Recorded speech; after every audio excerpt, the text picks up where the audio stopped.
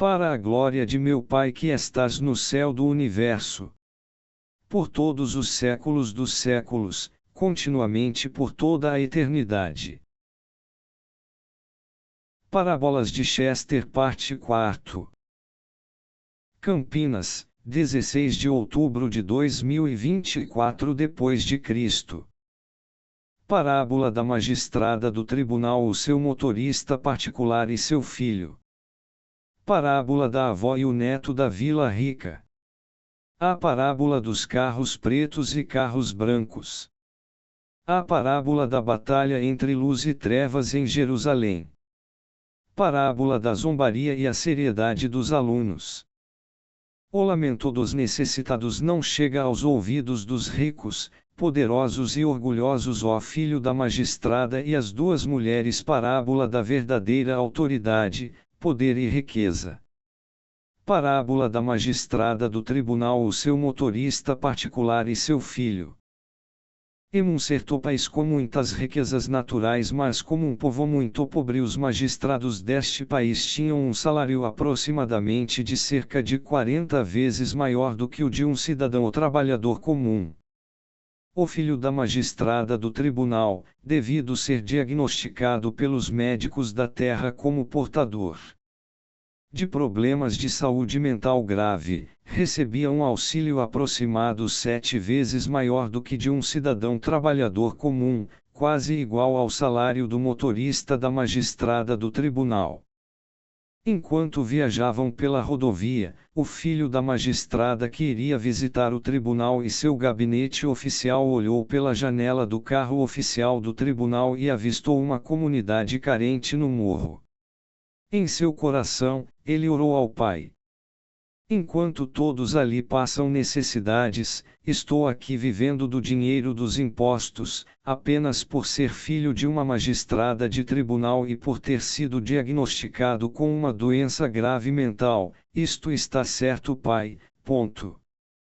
Ó Pai, ouvindo o coração do jovem, reflete uma intuição de uma possível resposta. Assim como os cobradores de impostos judeus publicanos na época do Império Romano eram odiados pelos seus compatriotas, hoje, em muitos países, há semelhantes publicanos modernos. Ó Pai, em oração dirigindo-se aos demais continuou, mas vós, que passais por necessidades, não julgue os publicanos. Tu podes sofrer privações materiais na terra, mas dormes o sono tranquilo dos justos. Daqueles que trabalham honestamente pelo suor de seu rosto. Saibam que o Pai Nosso está ao lado dos justos que repousam em paz, mesmo nas dificuldades. Ó Pai, continuou em pensamento ao filho da magistrada do tribunal, um publicano foi seguidor de um grande mestre há milênios, mas ele foi redimido de seus pecados. Se vós te identificas com esta parábola, e vês que viveis às custas dos pesados impostos retirados do povo como opressão e injustiça, peça perdão ao Pai. Pois, aos olhos das leis da terra, tu até podes ser visto como justo, mas aos olhos da lei dos céus, também és um pecador, meu filho querido, e lembre-se. A quem muito foi dado, muito será cobrado, e também lembre-se, o Pai faz coisas grandiosas através de pequenas coisas que confundem os sábios da terra. Não te esqueças, meu filho, a quem o Pai confia muitas bênçãos caso falhe em sua missão. Grande é a queda dos que são chamados pelo Pai e atendem ao chamado, mas depois caem em tentação ou das trevas. Por isto, tu que lês esta parábola, lembre-se, se és pobre, médio ou rico, seja vigilante, pois no dia do juízo prestarás contas a teu Pai, teu Criador, e teu magistrado supremo, e somente a ele deves satisfação. Parábola da avó e o neto da Vila Rica. Certo dia, um mestre que morava próximo a uma vila rica passeava com sua cachorrinha por aquele bairro. Ao virar uma esquina, ele avistou duas senhoras conversando sobre seus nitos. A cachorrinha, curiosa, parou exatamente naquele local por um tempo, e, sem ter esta intenção, o mestre ouviu um trecho da conversa. Uma senhora perguntou à outra: e seu neto, como ele é? Está tudo bem com ele? A segunda senhora, cheia de orgulho, respondeu: meu neto é sensacional. Apesar de muito novo, ele é extremamente competitivo, agressivo e forte em todos os sentidos. Briga na escola, vence todas as lutas, faz várias artes marciais, tira notas altas, é o melhor nos vários esportes que pratica. Ele é implacável por natureza inata, ninguém ensinou isso a ele. Tenho certeza de que será rico, poderoso e vitorioso no futuro. Por coincidência, a cachorrinha do mestre o puxou a sair dali bem naquele exato momento, mas o mestre ficou refletindo sobre o que acabara de escutar. Ele se lembrou de sua infância, quando foi catador de bolinhas em um clube de tênis daquela mesma vila rica. A mãe de seu melhor amigo da infância lhe impunha o dever de trabalhar desde jovem, mesmo não tendo necessidade para reforço de seu caráter, e ele, o mestre, em sua infância acompanhou seu melhor amigo trabalhando como catador de bolinhas em jogos deste tênis do clube desta vila rica para fazer companhia a seu melhor amigo, e porque tinha almoço e bebidas gratuitas de qualidade e gorjetas aleatórias. Teve contato com ricos de diferentes naturezas. Alguns eram arrogantes e humilhavam os catadores de bolinhas. Outros, no entanto, eram generosos, oferecendo raquetes semi-novas aos catadores de bolinhas só porque sofreram pequenos arranhões e gorjetas muito generosas. Outros não davam nenhuma gorjeta aos garotos. A conversa da senhora o fez lembrar que há ricos predominantemente do bem e ricos predominantemente do mal. Em muitas famílias ricas, ele refletiu, mas não em todas, às vezes é comum os mais velhos passar uma tradição mesmo sem saber, para os jovens serem cruéis e implacáveis para alcançar o sucesso a qualquer custo. No entanto, o mestre recordou que um grande mestre do passado disse que seria muito difícil para um rico entrar no reino dos céus, mas não impossível. Enquanto passeava, ele pediu sabedoria ao pai, que o ouviu e o inspirou a entender-se mesmo sendo difícil um rico entrar no reino dos céus, qual seria esta exceção? O pai em oração lhe inspirou dizendo que uma das formas de um rico alcançar o reino dos céus é usar sua riqueza para ajudar os mais necessitados, demonstrando compaixão e generosidade. O pai ainda o inspirou dizendo: filho, na atualidade a riqueza material ainda é um mal, não tão quanto era há milênios, mas ainda é injusta, pois onde sobra num lugar falta no outro, semelhante a fichas de jogo de pôquer. Uns têm uma pilha de fichas enorme e outros não têm uma ficha sequer, e a vida não é um mero jogo de sorte e azar, é muito mais valiosa do que isto. Mas em verdade vos digo que num futuro próximo a riqueza será amplamente distribuída no mundo vindouro, caso o bem vença o mal na batalha decisiva. Um grande mestre disse que sempre haverá pobres entre vós, isto é verdade, mas estes pobres no futuro o serão por opção e não por necessidade, como sempre foi há muito tempo e ainda o é na atualidade. A parábola dos carros pretos e carros brancos. Certa vez, um mestre lembrou de um fato marcante de sua infância. Ele viu vários motoqueiros e carros pretos passando pelas ruas de sua cidade. Apesar da cor preta dominante nos veículos e nas roupas das pessoas, todos pareciam ser boas pessoas, gentes e pacíficas. Mais tarde, naquele mesmo dia, ele se deparou com 3 homens em 3 carros brancos, vestidos de branco, de olhos claros, mas que pareciam cruéis, cheios de ódio e maliciosos em sua essência. Esse contraste o fez refletir profundamente. O mestre, com base nesse episódio, entendeu que, muitas vezes, as aparências realmente nos enganam. O que vemos por fora não necessariamente reflete o que está por dentro. Ele lembrou de um antigo mestre que dizia: não julgueis-vos uns aos outros levianamente. Essas palavras ecoaram em sua mente, reforçando a ideia de que a verdadeira essência de uma pessoa nem sempre condiz com sua aparência externa ou comportamentos públicos, nem seus erros ou pecados passados. Essa lição se mostrou atemporal para o mestre, que, desde então, tenta sempre aplicar esse valioso ensinamento também em sua vida diária. A aparência pode enganar, e o julgamento superficial não revela sempre o verdadeiro caráter de uma pessoa. A parábola da batalha entre luz e trevas em Jerusalém. Certo dia, um discípulo de um grande mestre estava intrigado com o ódio, as guerras e o derramamento de sangue aparentemente sem fim que ocorreu na Terra Santa há diversos milênios, chegando a duvidar até mesmo da existência do Pai. Ele perguntou: Mestre, Jerusalém não é importante para todos os mesmos filhos do Deus de Abraão? E também para toda a humanidade? Não está escrito que a terra prometida seria uma grande luz para todas as nações, mas o que vemos não é isto, pelo contrário. O mestre respondeu serenamente: sim, filho, a terra santa é e sempre será muito importante, tanto na terra quanto no céu. O discípulo continuou: quais são os principais filhos de Abraão que lutam entre si há milênios por Jerusalém?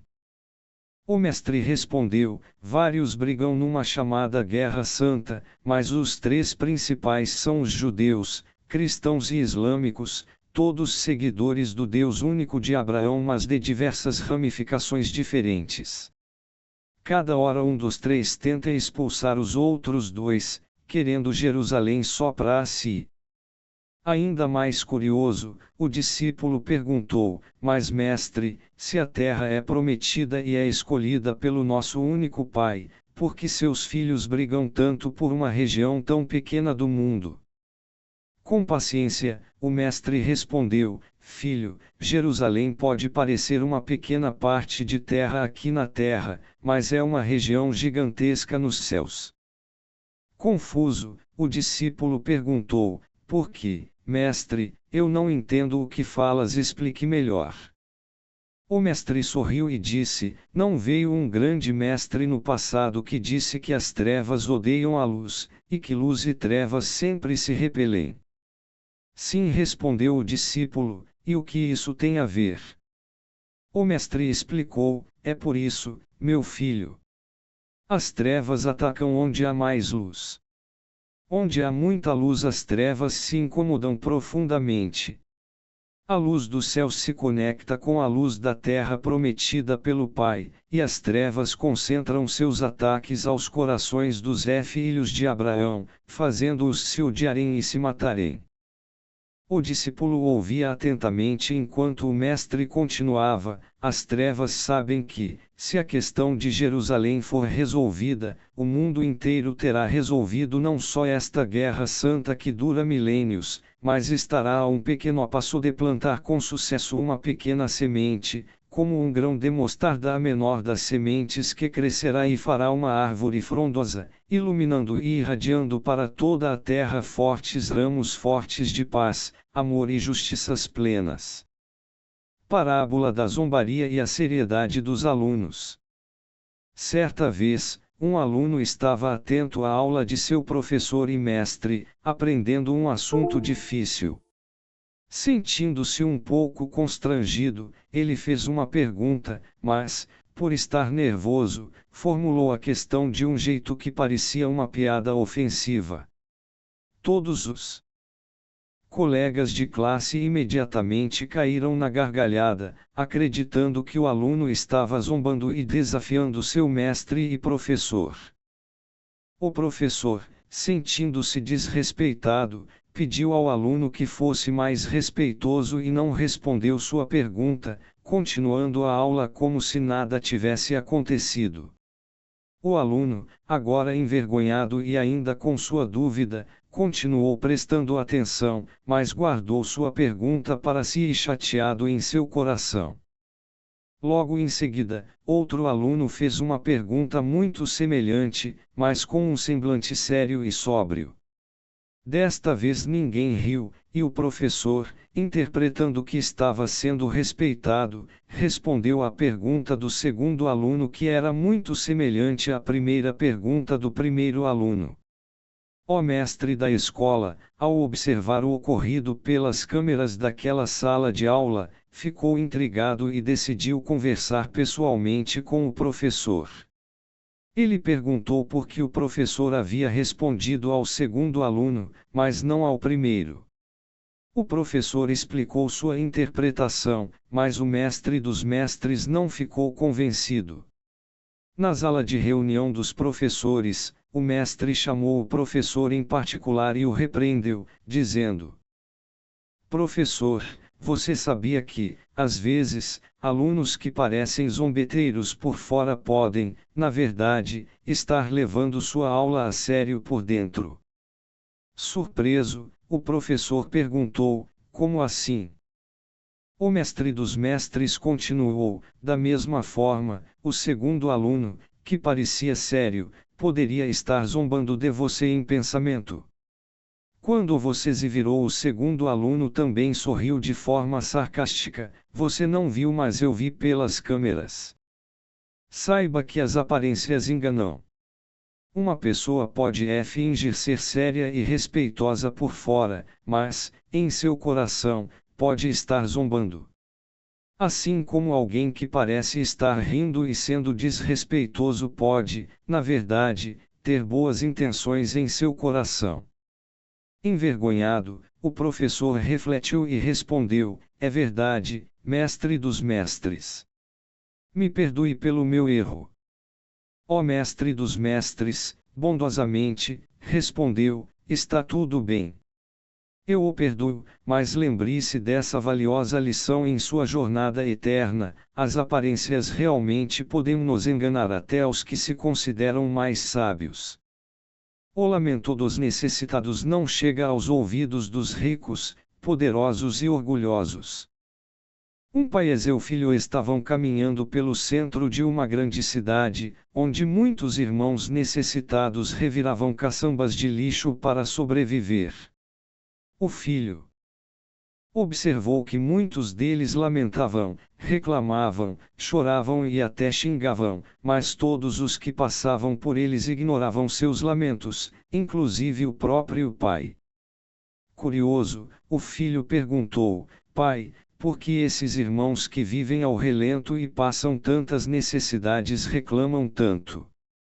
O pai, com um olhar sério, respondeu: filho, quando as pessoas sofrem muitas privações, elas reagem de diferentes maneiras. É assim mesmo. O filho, com um olhar ainda mais curioso, perguntou: e por que ninguém os ouve? O Senhor mesmo passou por vários deles e parecia que não ouviu seus lamentos. O Senhor não disse que devemos seguir o ensinamento de vários grandes mestres que falavam sobre compaixão pelos necessitados. O pai, com lágrimas nos olhos, respondeu: sim, meu filho, é verdade. Vivemos num mundo com muita pobreza, dor e sofrimento. Como você bem observou, muitos de nós fingimos não ver o sofrimento dos outros para evitar sofrer. Também fingimos que eles não existem porque o sofrimento deles perturba nossa alma.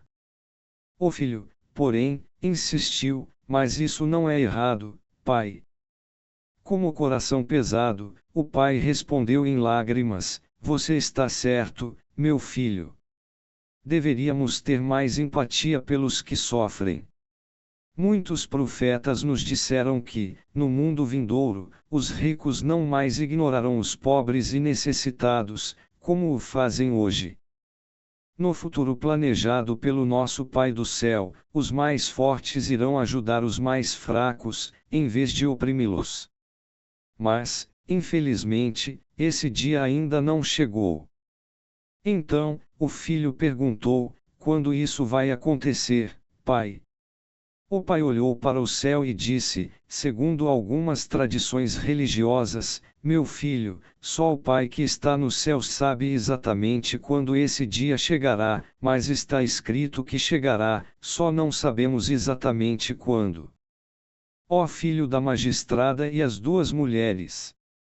O filho de uma magistrada de um tribunal foi almoçar com sua mãe próximo ao tribunal, em uma grande cidade. O restaurante estava muito cheio, de modo que todos podiam ouvir as conversas uns dos outros devido proximidade das mesas. Enquanto esperavam, duas mulheres conversavam em voz alta na mesa ao lado, e o filho da magistrada ouviu o seguinte trecho: Estou cansada. Meu filho, que já tem inúmeras chuteiras de futebol, agora quer uma ainda mais cara, e ainda exige que seja de uma marca específica. O filho da magistrada, ao ouvir isso, fez uma oração em silêncio, pedindo ao pai que lhe desse sabedoria e entendimento sobre o que tinha acabado de escutar. Em sua oração, o pai lhe respondeu: Filho, tu não tens filhos nesta terra, por isso talvez não compreendas completamente o fardo que é ser pai ou mãe biológica. Mas, em verdade, e verdade vos digo que ter filhos pode ser um fardo muito pesado para muitas pessoas, tanto para as mães quanto para os pais ou para aqueles que são responsáveis por crianças e até por filhos adultos, como é o seu caso. No entanto, também é verdade que, na ânsia pela sobrevivência e pelo desejo de fazer o melhor para seus filhos, muitas vezes os pais acabam prejudicando uns aos outros, e também fazendo o mal ao próximo sob a justificativa de atender aos caprichos e vontades de seus filhos amados. Este é um exemplo de que o amor aos mais próximos pode levar ao ódio aos menos próximos. Não julgues essas pessoas, pois tu não foste destinado a ter filhos nesta terra. Mas saiba que eu julgarei a todos os meus filhos, inclusive todos os pais e mães da terra. O meu julgamento é perfeito, e só eu conheço os detalhes do que realmente se passa no coração de cada um de meus filhos no universo. A justiça da terra é cega, mas a do céu é perfeita. Parábola da verdadeira autoridade, poder e riqueza. Um discípulo leu em uma escritura sagrada dos santos dos últimos dias que uma das coisas mais vãs da terra são autoridade, poder e riqueza. Intrigado, ele perguntou ao seu mestre religioso: Mestre, esta escritura diz que autoridade, poder e riqueza são as coisas mais vãs da terra, mas não parece o contrário. A maioria das pessoas não busca exatamente isso. O mestre, sereno, respondeu: Filho, você está certo em dizer que a maioria busca autoridade, poder e riqueza, mas sabe o que essas coisas realmente significam? O discípulo respondeu: Não exatamente. O que são? O mestre então explicou: autoridade é ter pessoas sob seu comando, seja em casa, no trabalho ou em qualquer grupo humano.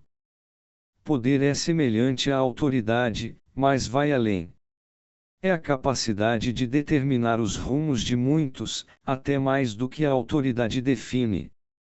Já a riqueza é possuir muitos recursos materiais para atender às suas necessidades na vida.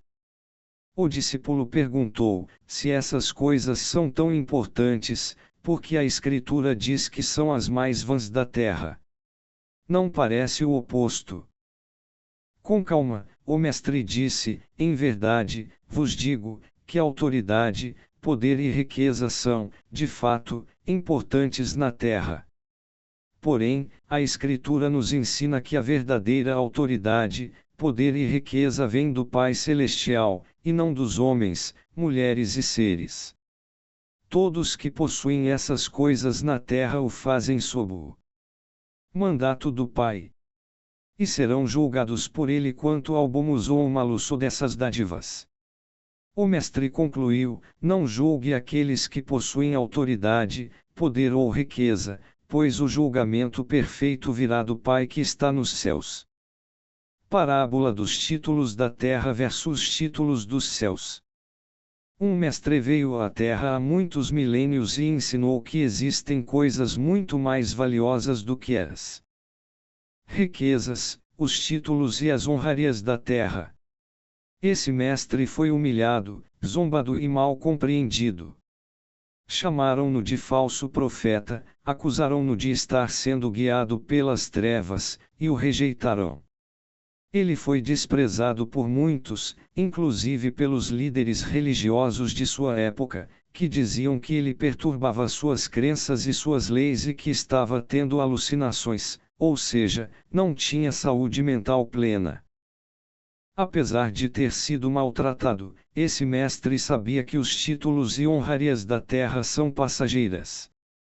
Ele ensinou que a verdadeira glória vem do Pai, que está nos céus, e não o dos homens, mulheres e seres.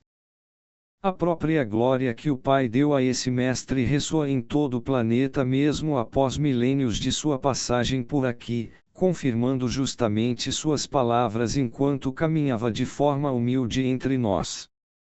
Muitos dos que hoje se dizem seguidores do Pai julgam aqueles que o rejeitarão, especialmente aquela metade da nação santa que ainda aguarda o Messias prometido. Em verdade vos digo, na primeira vinda deste Mestre, houve uma grande divisão entre os que acreditaram nele e os que não o reconheceram. Assim como no passado, isso pode ocorrer novamente, mas haverá algumas diferenças. Na sua segunda vinda, o Mestre não se revelará publicamente da mesma forma. Ele virá em segredo. Como está nas Escrituras, e apenas os escolhidos o reconhecerão. Mesmo sem se declarar publicamente, suas ovelhas o conhecerão, e ele as conhecerá, pois assim está nas Escrituras.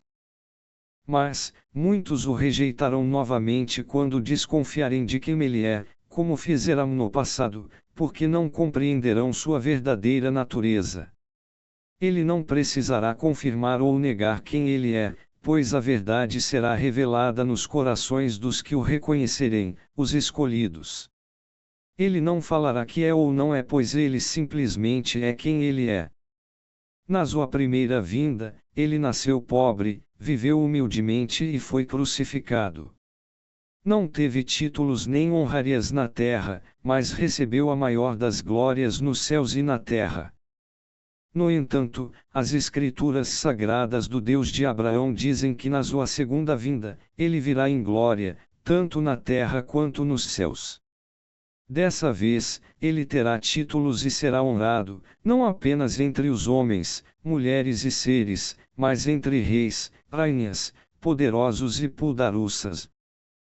Sua missão será de paz, governando discretamente junto com seus 12 escolhidos o mundo por 1000 anos, se for da vontade do Pai e se o bem a luz prevalecer sobre as trevas. Aqueles que hoje buscam títulos e riquezas da terra devem lembrar-se de que a verdadeira glória vem do céu. O Pai julgará a todos, e os que exercem autoridade, poder e riqueza na terra, no último dia serão chamados a prestar contas diante dele.